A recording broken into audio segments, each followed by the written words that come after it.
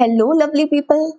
Good wishes and a warm welcome to all. So, we are here with the next lecture of matrices, and in this lecture, we are going to study about determinants. We are starting this new topic because this topic will be used again and again in our further discussion. So, first of all, we'll study about determinants, their properties, and how to find these determinants for different order of matrices. Then we will move towards the next topics of matrices. Till now, if you have any query or any doubt related to all of the stuff which you have studied now, mention it in comment box and I'll try to resolve them. So let's start today's lecture. First of all, determinants. Determinants क्या होता है? Determinant एक number होता है या function होता है which is associated with the square matrix. जैसे हमने लास्ट लेक्चर में ट्रेस ऑफ द मैट्रिक्स के बारे में बात की कि trace of the matrix is a number which is associated with the matrix. Trace क्या था? डायगोनल सम. तो उसी तरह से डिटर्मिनेंट भी एक नंबर है which is associated with the matrix. जैसे ट्रेस ऑफ द मैट्रिक्स सिर्फ एक स्क्वायर मैट्रिक्स का ही फाइंड आउट होता है, बिल्कुल सिमिलर मैनर में जो डिटर्मिनेंट है it is also find out for the square matrix. हम हमेशा डिटर्मिनेंट्स फाइंड आउट करते हैं स्क्वायर मैट्रिसेस के लिए ही. किसी भी आर्बिट्ररी मैट्रिसेस का डिटर्मिनेंट डिफाइन नहीं होता, only square matrices have the defined determinants. Next thing, अगर मेरे पास एक मैट्रिक्स ए है that is Aij n cross n, because यहाँ पर row index and column index same है, दैट मीन्स कि this matrix A is a square matrix and because it is a square matrix तो इसका determinant defined होगा. तो इस matrix A का जो डिटर्मिनेंट होगा उसे हम किस तरह से डिनोट करेंगे? This will be denoted as DET into A और A के साइड में हम लोग वर्टिकल बार्स लगा देंगे. तो A का जो डिटर्मिनेंट होगा उसे हम इन दो तरह से रिप्रेजेंट करेंगे. Now just like a matrix have some order, similarly determinant also has an order.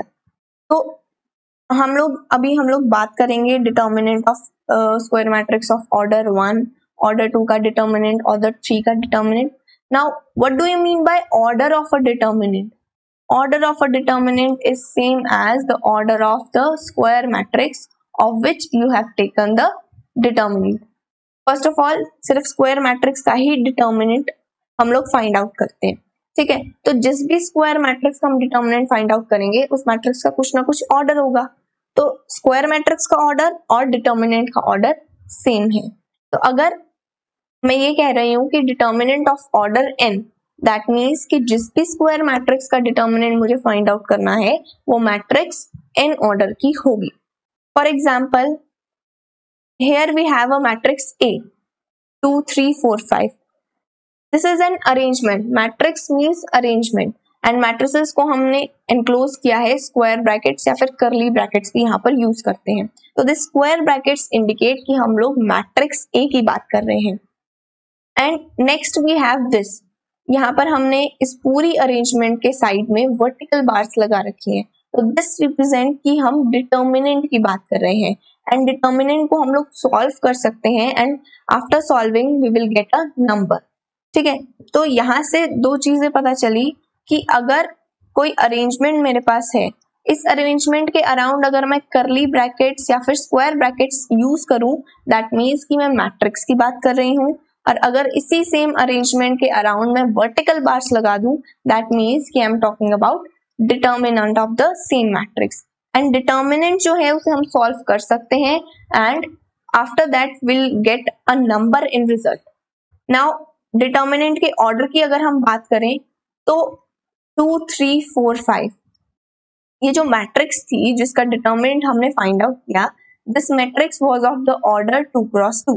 तो इसीलिए इस डिटर्मिनेंट का जो ऑर्डर आया वो आया 2 because it was a square matrix of order 2 whose determinant we have taken. So that is why the determinant of this matrix A will have order 2. Similarly, अगर हम एक और एग्जांपल लेते हैं, we have a matrix B. यहाँ पर curly brackets use हुए हैं इस अरेंजमेंट के अराउंड, that means कि we are talking about the matrix B. तो determinant of B लिखने के लिए मैं क्या करूंगी, इन ब्रैकेट्स को हटाकर वर्टिकल बार्स लगा दूंगी. तो this will represent कि मैं determinant of matrix B की बात कर रही हूँ. And this determinant of matrix B it is taken for a square matrix. यहाँ पर B जो है वो एक स्क्वायर मैट्रिक्स है, उसका ऑर्डर मैं देखूं तो 3x3 होगा। तो because the matrix whose determinant we have taken, that matrix is of order 3x3, that is why this is a determinant which is having the order 3। तो ये हम कहेंगे कि ये जो determinant B है, it is the determinant having the order 3। Now एक जो मैट्रिक्स होती है उसके अगर एलिमेंट्स की बात की जाए तो दो तरह के एलिमेंट्स हो सकते हैं एक मैट्रिक्स में, या तो नंबर्स हो या फिर फंक्शंस हो। अगर मैट्रिक्स के एलिमेंट्स नंबर्स हैं तो डिटर्मिनेंट जो होगा मैट्रिक्स का that will be a number, but अगर मैट्रिक्स के एलिमेंट्स फंक्शंस हैं तो डिटर्मिनेंट जो होगा मैट्रिक्स का that will be a function. Now determinant हमने स्टडी कर लिया, further we will study about how to solve this determinant. हमें अभी तक ये पता चला है कि हम डिटर्मिनेंट को सॉल्व करके एक particular value that may be a number और अ फंक्शन उसे हम फाइंड आउट कर सकते हैं। बट सबसे पहले डिटर्मिनेंट के कुछ एप्लीकेशंस देख लेते हैं कि जो भी हम डिटर्मिनेंट के बारे में हम लोग स्टडी कर रहे हैं कि how to find out the determinant and will study about the properties of determinant also. तो ये सब डिटर्मिनेंट्स कहाँ पे यूज होते हैं वो हमें पता होना चाहिए। तो now we move towards the application of determinants. First application is determinants की हेल्प से हम लोग ये पता लगा सकते हैं कि एक मैट्रिक्स इन्वर्टेबल है या फिर नहीं। आगे हम लोग मैट्रिक्स के इनवर्स के बारे में डिस्कस करेंगे, how to find out the inverse of the matrix and so on, वो सब डिस्कस करेंगे।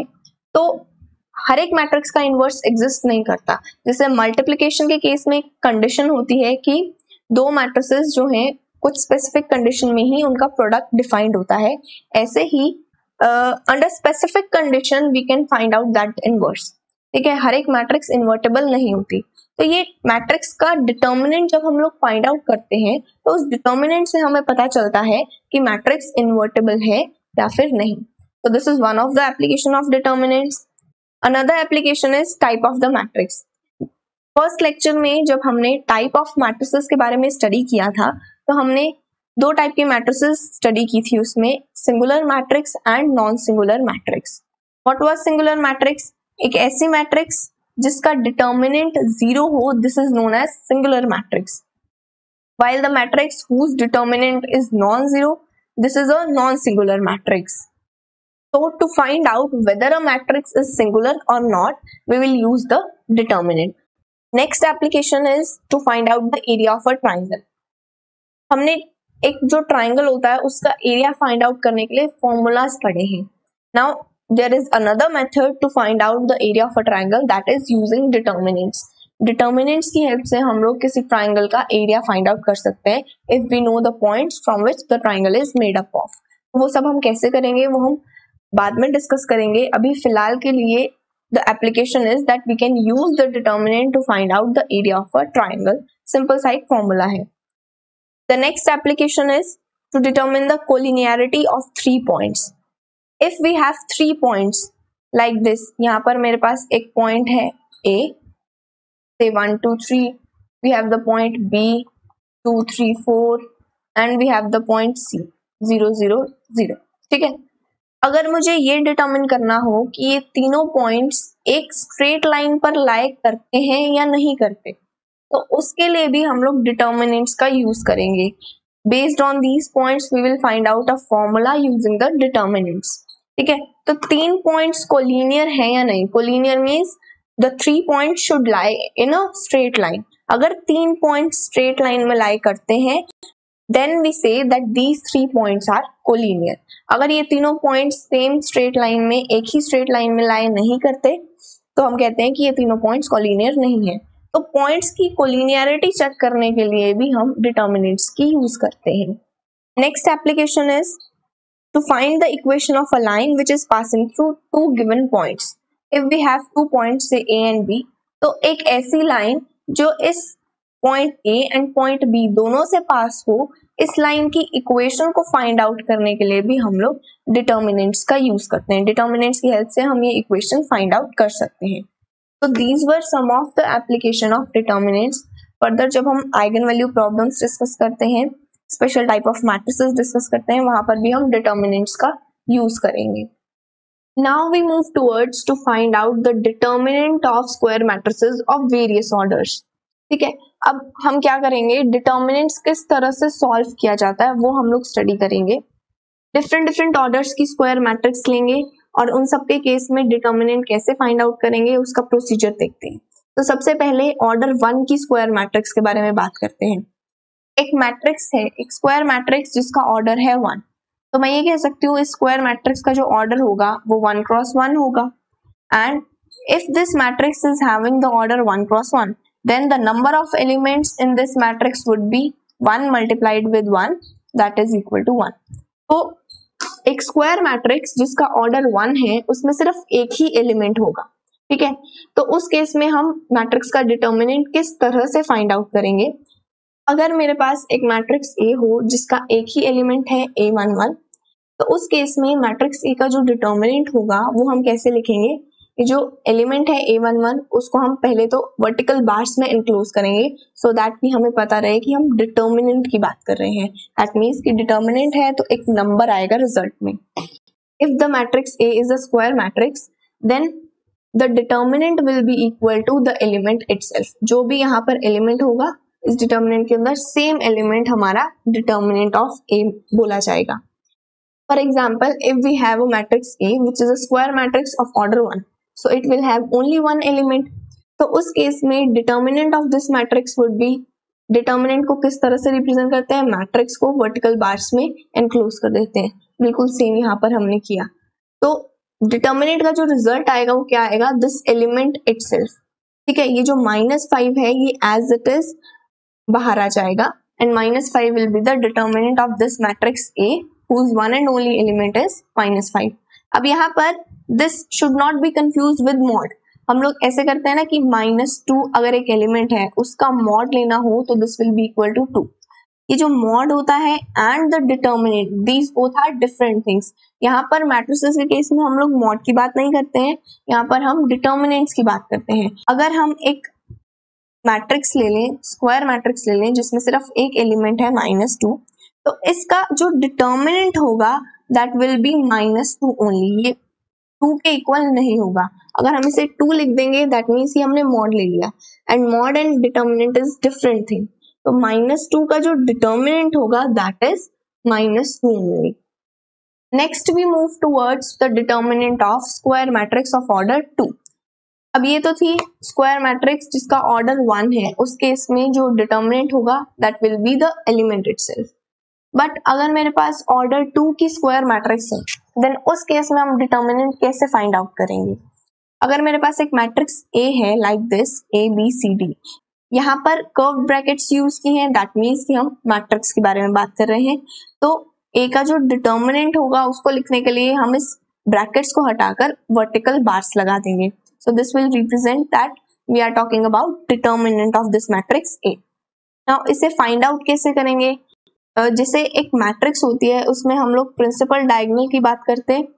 ठीक है, वैसे ही यहाँ पर जो डाउनवर्ड डायगोनल होगा, ठीक है, डाउनवर्ड डायगोनल में जो भी एलिमेंट्स होंगे उनको मल्टीप्लाई करेंगे एंड जो अपवर्ड डायगोनल होगा उनके एलिमेंट्स को मल्टीप्लाई करेंगे, दोनों को सब्ट्रैक्ट कर देंगे, then we will get the value of determinant. ठीक है, तो यहाँ पर जैसे ये ABCD मैट्रिक्स थी, ठीक है, इस मैट्रिक्स का डिटर्मिनेंट फाइंड आउट करने के लिए हमने क्या किया, सबसे पहले हम लोग एरोज लगाएंगे, डायगोनल्स देखेंगे. यहाँ पर first diagonal is this and second diagonal is this. तो जो डाउनवर्ड डायगोनल होगा के एलिमेंट्स को मल्टीप्लाई करके हमें अपवर्ड डायगोनल के एलिमेंट्स के प्रोडक्ट से माइनस करना है. A into D minus B into C. Let us take example to understand this. So let's say we have a matrix A like this. तो इस मैट्रिक्स का डिटर्मिनेंट हमें find out करना है. डिटर्मिनेंट फाइंड आउट करने से पहले हमें ये देखना पड़ेगा कि whether it is a square matrix और नॉट. तो उसके लिए हम लोग A का ऑर्डर चेक करते हैं. A में 2 rows है and 2 columns है. It is a 2 cross 2 matrix and in this matrix number of rows and number of columns are equal, so it is a square matrix and because it is a square matrix its determinant is defined. तो अब हम A matrix का जो determinant है वो कैसे find out करेंगे. उसके लिए सबसे पहले तो A मैट्रिक्स है उसको डिटर्मिनेंट की फॉर्म में लिखेंगे. वर्टिकल बार्स लगा देंगे इस अरेंजमेंट के अराउंड, तो हमें पता चलेगा कि हम मैट्रिक्स की नहीं डिटर्मिनेंट की बात कर रहे हैं। तो डिटर्मिनेंट निकालने के लिए अब अगर मैं इस डिटर्मिनेंट की बात करूं तो 2x2 ऑर्डर की मैट्रिक्स का अगर हम डिटर्मिनेंट फाइंड आउट करते हैं तो उस डिटर्मिनेंट में दो डायगोनल्स होंगे। First diagonal is this and second diagonal is upward diagonal. तो मुझे क्या करना है, जो भी डाउनवर्ड डायगोनल होगा उसके एलिमेंट्स का प्रोडक्ट ले लेना है एंड जो अपवर्ड डायगोनल होगा उसके एलिमेंट्स का भी प्रोडक्ट ले लेना है। दोनों प्रोडक्ट्स को हमें सबट्रैक्ट करना है। बस ध्यान ये रखना है कि डाउनवर्ड डायगोनल के एलिमेंट्स को मल्टीप्लाई करके उसमें से हमें अपवर्ड डायगोनल के एलिमेंट्स के प्रोडक्ट को सबट्रैक्ट करना है। तो यहाँ पर डाउनवर्ड डायगोनल में दो एलिमेंट्स हैं 2 और 9, ठीक है। तो 2 और 9 को हमने मल्टीप्लाई कर दिया। उसके बाद जो अपवर्ड डायगोनल है उसमें भी दो एलिमेंट्स हैं 5 एंड -3, तो 5 और -3 को भी हमने मल्टीप्लाई कर दिया। फिर जो डाउनवर्ड डायगोनल वाले एलिमेंट्स का प्रोडक्ट था उसमें से अपवर्ड डायगोनल वाले एलिमेंट्स का प्रोडक्ट माइनस कर देंगे, तो हमारे पास नेट रिजल्ट आ जाएगा एक नंबर। तो इस तरह से हम लोग 2x2 ऑर्डर के मैट्रिक्स का डिटर्मिनेंट फाइंड आउट करते हैं। सेम वे में एक और एग्जांपल अगर हम लें तो एक मैट्रिक्स B है 1 omega omega minus omega. Omega यहाँ पर complex cube root of unity है। तो अब इस मैट्रिक्स B का डिटर्मिनेंट अगर मुझे फाइंड आउट करना है तो मैं क्या करूंगी, सबसे पहले तो B को वर्टिकल बार्स में एनक्लोज करके डिटर्मिनेंट की फॉर्म में लिखूंगी। तो matrix B was enclosed in square brackets. यहाँ पर मैं डिटर्मिनेंट ऑफ B की बात कर रही हूँ, तो यहाँ पर वर्टिकल बार्स लगा दूंगी। तो वर्टिकल बार्स के अंदर सेम अरेंजमेंट अगर मैं लिखूं इस तरह से, तो हमारे पास दो डायगोनल्स हैं। First diagonal is this which is the downward diagonal, ठीक है, and this is the upward diagonal. तो मुझे क्या करना है, डाउनवर्ड डायगोनल के जो एलिमेंट्स होंगे उनको मल्टीप्लाई करना है। This one will be multiplied with minus omega, तो हमें माइनस ओमेगा मिलेगा। फिर हमें अपवर्ड डायगोनल के एलिमेंट्स को मल्टीप्लाई करना है, ओमेगा को ओमेगा से मल्टीप्लाई करेंगे तो ओमेगा स्क्वायर आ जाएगा, ठीक है। फिर डाउनवर्ड डायगोनल के एलिमेंट्स का जो प्रोडक्ट था उसमें से हमें अपवर्ड डायगोनल वाले एलिमेंट्स के प्रोडक्ट को माइनस करना है। तो डाउनवर्ड डायगोनल में से अपवर्ड डायगोनल को सबट्रैक्ट करना है। तो यहाँ से हमारे पास minus omega minus of omega square आ गया। अब इसे हम फर्दर सॉल्व करके हम डिटर्मिनेंट की वैल्यू फाइंड आउट कर सकते हैं। माइनस कॉमन ले लेंगे तो हमारे पास ओमेगा प्लस ओमेगा स्क्वायर आ जाएगा। यहाँ पर ओमेगा जो है वो complex cube root of unity है एंड ओमेगा की जो वैल्यू होगी वो होगी -1 प्लस √3 आयटा बाय 2। एंड जो complex cube root of unity है उसके केस में हमारे पास एक प्रॉपर्टी होती है कि 1 plus omega square that is 0, ठीक है। तो 1 plus omega square is equal to 0, इसी प्रॉपर्टी का हमने यूज किया यहाँ पर, ठीक है। तो हमारे पास ये डिटर्मिनेंट की वैल्यू आ गई।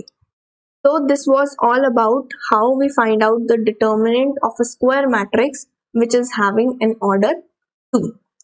So the next topic which we will discuss now is minor and cofactors of elements.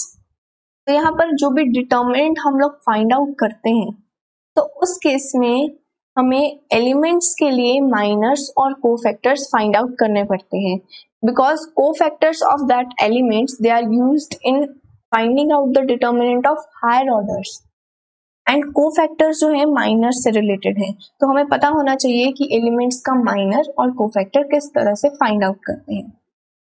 तो उसके लिए फर्स्ट थिंग है कि अगर मेरे पास ऑर्डर n का डिटर्मिनेंट है और उस डिटर्मिनेंट में से मैं एक रो और एक column, only one row and only one column को मैं सबट्रैक्ट कर दूं तो मेरे पास n-1 ऑर्डर का डिटर्मिनेंट रह जाएगा। फॉर एग्जाम्पल यहाँ पर जैसे ये एक डिटर्मिनेंट है, ए का डिटर्मिनेंट, ए कोई मैट्रिक्स है, उसका डिटर्मिनेंट इस तरह से लिखा है। तो इस फर्स्ट कॉलम और फर्स्ट रो को अगर मैं सबट्रैक्ट कर दूं तो मेरे पास क्या बचेगा।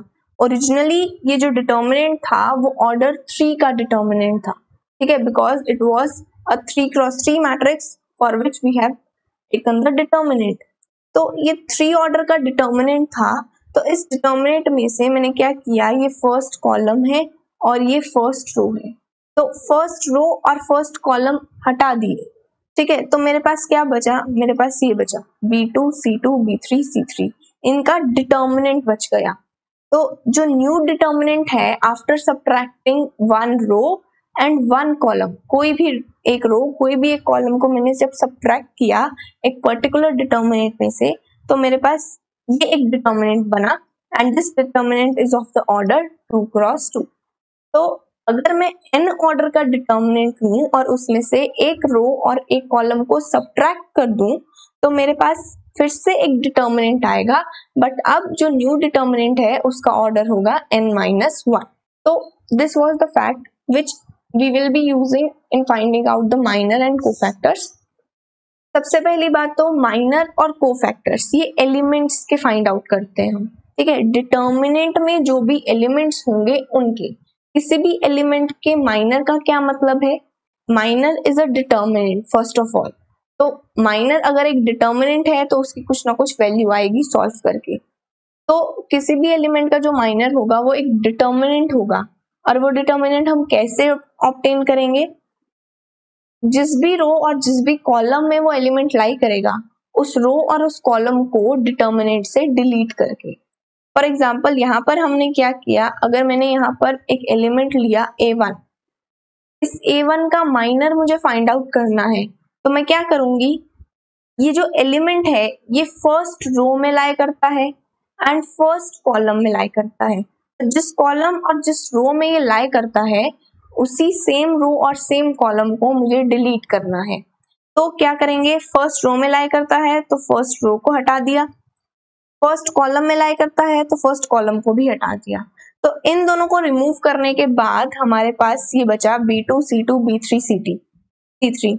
ये एक डिटर्मिनेंट है and this determinant is called the minor of element a1। Similarly हम लोग हर एक एलिमेंट का माइनर निकाल सकते हैं, जितने भी एलिमेंट्स होंगे डिटर्मिनेंट में हर एक एलिमेंट के लिए एक माइनर एग्जिस्ट करेगा। नाउ जो एलिमेंट है दैट इज b1, इसका मुझे माइनर फाइंड आउट करना है। तो इसका माइनर फाइंड आउट करने के लिए मुझे क्या करना है, सिंपली कि जिस भी रो में और जिस भी कॉलम में ये एलिमेंट लाई करता है उस कॉलम और उस रो को डिलीट करके जो भी डिटर्मिनेंट बचेगा that determinant will be the minor, ठीक है। तो अब ये b1 जो है वो कहाँ लाई कर रहा है, this lie in the first row and in the second column. तो मैं क्या करूंगी, फर्स्ट रो को डिलीट कर दूंगी एंड सेकेंड रो को रिमूव कर दूंगी इस पूरे डिटर्मिनेंट से। तो जब मैंने फर्स्ट रो और सेकेंड कॉलम को रिमूव किया तो मेरे पास ये डिटर्मिनेंट बचा। इस डिटर्मिनेंट को हम क्या बोलेंगे, minor of element b1। Similarly हम लोग c1 एलिमेंट का भी माइनर फाइंड आउट कर सकते हैं। The element now is c1 element का माइनर फाइंड आउट करने के लिए हमें सबसे पहले ये पता होना चाहिए कि c1 एलिमेंट किस रो में और किस कॉलम में लाई करता है। तो इस डिटर्मिनेंट में जो फर्स्ट रो है एंड द थर्ड कॉलम है इसमें ये c1 लाई करता है। तो मैं क्या करूंगी, इस पूरे डिटर्मिनेंट में से जो फर्स्ट रो है उसे एलिमिनेट कर दूंगी एंड द थर्ड कॉलम इसे भी एलिमिनेट कर देंगे। तो जो भी स्टफ बचा that will give us the minor of element. तो इस तरह से ये जो डिटर्मिनेंट होगा उसे हम फर्दर सॉल्व कर लेंगे and that will give us the minor of element c1। Similar manner में हम लोग हर एक एलिमेंट का माइनर फाइंड आउट कर सकते हैं। नाउ एक एलिमेंट aij है, एक जनरल एलिमेंट aij हो किसी मैट्रिक्स का, तो उस एलिमेंट का माइनर जो होगा उसे हम कैपिटल Mij से डिनोट करेंगे।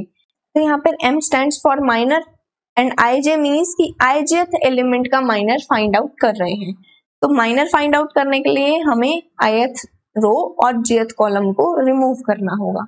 तो अगर एक जनरल एलिमेंट aij है उसके माइनर को हम mij से रिप्रेजेंट करते हैं, देन माइनर से ही हम लोग को फैक्टर भी डिफाइन करते हैं। जैसे हम किसी एक पर्टिकुलर एलिमेंट का माइनर फाइंड आउट करते हैं, बिल्कुल सेम वे में एक पर्टिकुलर एलिमेंट का ही को फैक्टर फाइंड आउट किया जाता है।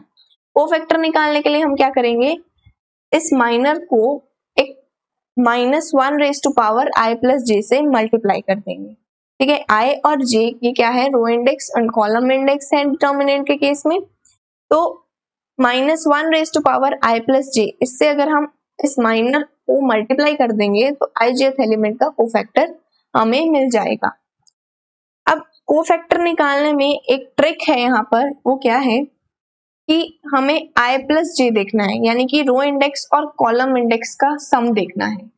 अगर रो इंडेक्स और कॉलम इंडेक्स का सम इवन हुआ then the cofactor and minor of the element will be same, और अगर row index plus column index odd बना तो हमारे पास जो कोफैक्टर होगा that will be negative of minor.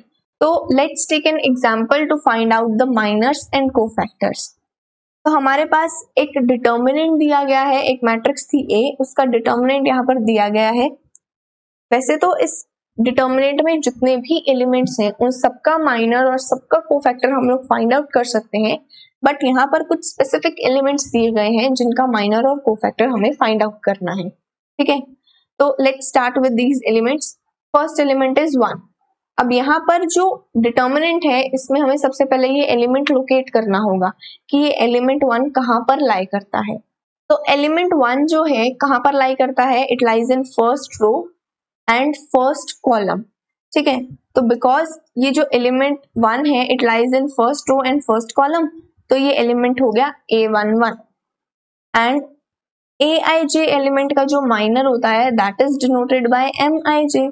ठीक है, तो एलिमेंट 1 जो कि A11 एलिमेंट है उसके माइनर को हम लोग डिनोट करेंगे M11 से। ठीक है, अब यहाँ पर सबस्क्रिप्ट में ये I और J की वैल्यू लिखने का फायदा ये होता है कि हमें ये पता चल जाता है कि किस रो को और किस कॉलम को हमें डिलीट करना है। ठीक है, तो माइनर हो गया 1 एलिमेंट का M11, तो यहाँ पर सबस्क्रिप्ट में 1 and 1 है। First thing means row and second subscript means column. ठीक है, तो यहाँ से हमें ये पता चला कि first row and first column को हमें एलिमिनेट करना पड़ेगा, क्योंकि माइनर किसी भी एलिमेंट का माइनर निकालना है तो हमें एक रो और एक कॉलम को सब्ट्रैक्ट करना होगा। तो ये जो डिटर्मिनेंट था A, ठीक है, दिस वाज लाइक 1 3 -2 4 3 -5 5 6 and 2, ये डिटर्मिनेंट था। अब इस डिटर्मिनेंट में पर्टिकुलर एलिमेंट 1 का मुझे क्या करना है, माइनर फाइंड आउट करना है। अब A एलिमेंट जो है वो लाई करता है फर्स्ट रो और फर्स्ट कॉलम में, तो उसके लिए मैं क्या करूंगी, ये जो फर्स्ट रो है एंड फर्स्ट कॉलम है इसे डिलीट कर दूंगी इस पूरे डिटर्मिनेंट से। 3 क्रॉस 3 का डिटर्मिनेंट था, ठीक है, उसमें से मैंने एक row first row and first column delete कर दिया, तो मेरे पास क्या बचा, -5 6 5 and 2। ये डिटर्मिनेंट बचा 2 क्रॉस 2 ऑर्डर का, and this determinant after solving this will give us the minor of this element 1। इस डिटर्मिनेंट को हमें डायरेक्टली सॉल्व करना है। इस डिटर्मिनेंट को कैसे सॉल्व करेंगे, 2 क्रॉस 2 ऑर्डर का डिटर्मिनेंट है, तो हम क्या करेंगे, पहले तो डाउनवर्ड डायगोनल बनाएंगे फिर अपवर्ड डायगोनल बनाएंगे। डाउनवर्ड डायगोनल के जितने भी एलिमेंट्स होंगे उनको मल्टीप्लाई करेंगे, -5 × 2 गिव अस -10। ठीक है, उसमें से मुझे सब्ट्रैक्ट करना है क्या, अपवर्ड एलिमेंट अपवर्ड डायगोनल के जो एलिमेंट्स हैं उनका प्रोडक्ट। तो अपवर्ड डायगोनल में 2 एलिमेंट्स है 5 and 6, उनका प्रोडक्ट कर लेते हैं, 5 × 6 30, एंड इस 30 को हम -10 में से सब्ट्रैक्ट कर देंगे, तो हमारे पास -40 माइनर आ गया एलिमेंट 1 का। ठीक है, अब माइनर निकालने के बाद हम डायरेक्टली कोफैक्टर्स निकालेंगे। कोफैक्टर का फॉर्मूला क्या होता है, अब एलिमेंट 1 जो होता है वो किस में लाई कर रहा है, first row and first column में। ठीक है, एंड हमने अभी पढ़ा कि Aij एलिमेंट का जो कोफैक्टर होगा उसे हम Aij से रिप्रेजेंट करेंगे। तो A11 एलिमेंट जो है उसका कोफैक्टर क्या होगा, कैपिटल A11। तो कोफैक्टर को निकालने का जो फॉर्मूला है वो क्या है, -1 raised to power I plus j into the minor of the element Mij। ठीक है, माइनर हमने फाइंड आउट कर लिया। अब यहाँ पर -1 की पावर 1 + 1, 1 + 1 कहाँ से आया, क्योंकि ये एलिमेंट A11 था, I यानी कि रो इंडेक्स भी 1 है, कॉलम इंडेक्स भी 1 है, तो I + j हमारा क्या बन गया, I + j = 2, हेंस -1 की पावर 2 हमें चाहिए थी, वो 1 होता है। तो in this case cofactor and minor both are same. तो यहाँ पर ये ट्रिक भी हम देख सकते हैं जो हमने अभी पढ़ी कि I plus j इस केस में 2 था यानी कि इवन था, that's why the cofactor and the minor both are same. Similar manner में बाकी जितने भी एलिमेंट्स हैं उन सबके माइनर्स एंड कोफैक्टर्स हम फाइंड आउट करेंगे। Now we have the element -2 and -2 element का हमें minor and cofactor find out करना है। तो -2 एलिमेंट का माइनर निकालने के लिए हमें सबसे पहले ये पता होना चाहिए कि ये जो -2 एलिमेंट है वो किस कॉलम और किस रो में लाई करता है। ठीक है, तो ये एलिमेंट है -2, ये एलिमेंट -2 कहाँ लाई करता है? First row and third column में। Because this is A13 element, तो इसके माइनर को हम M13 इस तरह से डिनोट करेंगे। अब यहाँ पर जो फर्स्ट सबस्क्रिप्ट है वो हमें रो इंडेक्स बताएगी and second subscript will give us column index. तो इसका मतलब ये है कि -2 एलिमेंट का माइनर फाइंड आउट करने के लिए हमें क्या करना पड़ेगा? जो हमारा डिटर्मिनेंट है उसमें से हमें first row and third column को सब्ट्रैक्ट करना है। तो यहाँ पर जो फर्स्ट रो है एंड थर्ड कॉलम है उसे मैं एलिमिनेट कर दूंगी इस पूरे डिटर्मिनेंट में से। तो मेरे पास क्या आ गया? ये बचा 4 - 5 3 5। ठीक है, 4 - 5 3 5 का डिटर्मिनेंट हमारे पास लेफ्ट आउट रह गया। Then we just have to solve this determinant to find out the minor. ठीक है, तो इस डिटर्मिनेंट को हम सॉल्व कैसे करेंगे? मेरे पास डिटर्मिनेंट है 4 - 5 3 एंड 5। ठीक है, इसका डिटर्मिनेंट सॉल्व करने के लिए फर्स्ट ऑफ ऑल जो दो डायगोनल्स होंगे यहाँ पर वो फाइंड आउट करेंगे, downward diagonal and upward diagonal. Downward diagonal में जो भी एलिमेंट है उनको मल्टीप्लाई करेंगे 4 × 5, उसमें से हमें अपवर्ड डायगोनल के एलिमेंट्स को सब्ट्रैक्ट करना है। अपवर्ड डायगोनल के जो एलिमेंट्स हैं 3 एंड -5 हैं, 3 को -5 से मल्टीप्लाई करेंगे और सब्ट्रैक्ट कर देंगे तो हमारे पास रिजल्ट में डिटर्मिनेंट आ जाएगा for this matrix which is of order 2। ठीक है, तो हमारे पास इस तरह से माइनर आ गया। एलिमेंट -2 जो है वो A13 एलिमेंट है, that means it lies in first row and third column. तो इसके कोफैक्टर को हम A13 इस तरह से डिनोट करेंगे।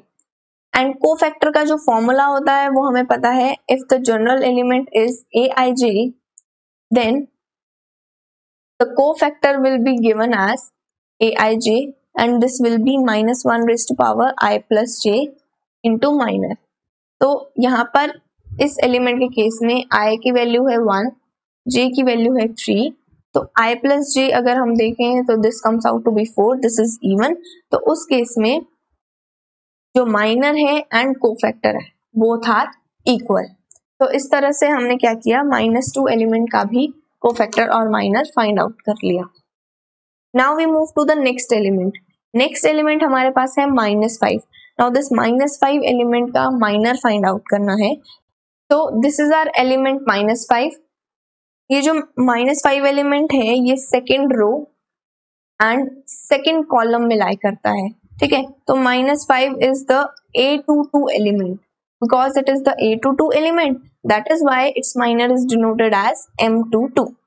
ठीक है, अब यहाँ पर जो रो इंडेक्स है that is 2 and column index is also 2। तो हमें क्या करना पड़ेगा, second row and second column को एलिमिनेट करना पड़ेगा। तो हमने क्या किया, ये जो ओरिजिनल डिटर्मिनेंट था A का उसमें से second row and second column को सब्ट्रैक्ट कर दिया, तो हमारे पास बचा 1 - 2 3 2। ये डिटर्मिनेंट बचा। ओरिजिनल डिटर्मिनेंट का ऑर्डर था 3। ठीक है, and this new determinant is having the order 2। तो अब जो माइनर होगा वो क्या होगा, this determinant will be the minor of element A22। Now इस डिटर्मिनेंट को सॉल्व करना है, उसके लिए हम क्या करेंगे, downward diagonal and upward diagonal draw करेंगे। डाउनवर्ड डायगोनल में जितने भी एलिमेंट्स हैं उनको प्रोडक्ट करेंगे, तो 1 × 2 2। उसमें से हमें अपवर्ड डायगोनल के एलिमेंट्स का प्रोडक्ट सब्ट्रैक्ट करना है। अपवर्ड डायगोनल में दो एलिमेंट्स हैं 3 एंड -2। 3 एंड -2 को मल्टीप्लाई करके हमारे पास जो भी कैलकुलेशन के बाद रिजल्ट आएगा that will be the minor of element A22। ठीक है, now we have to find out the cofactor. Cofactor find out करने के लिए हम क्या करेंगे, I और J का सम देख लेंगे। इन this case I plus J is 2 + 2 4, यानी कि I plus J इवन है। अगर i प्लस जे यानी कि row index plus column index का सम इवन हो, देन जो माइनर होगा and the cofactor both will be equal. तो इस केस में माइनर हमने 8 निकाला, ठीक है, and because i plus J is even, तो mij will be equal to aij, that means कि कोफैक्टर भी 8 आ गया। या तो डायरेक्ट डेफिनेशन से कर सकते हैं या फिर ये जो ट्रिक थी उससे हम लोग फाइंड आउट कर सकते हैं cofactor. Next is the last element 4। इस एलिमेंट 4 का माइनर हमें फाइंड आउट करना है। So to find out the minor of element 4, we should know in which row and in which column of the determinant this element 4 lies.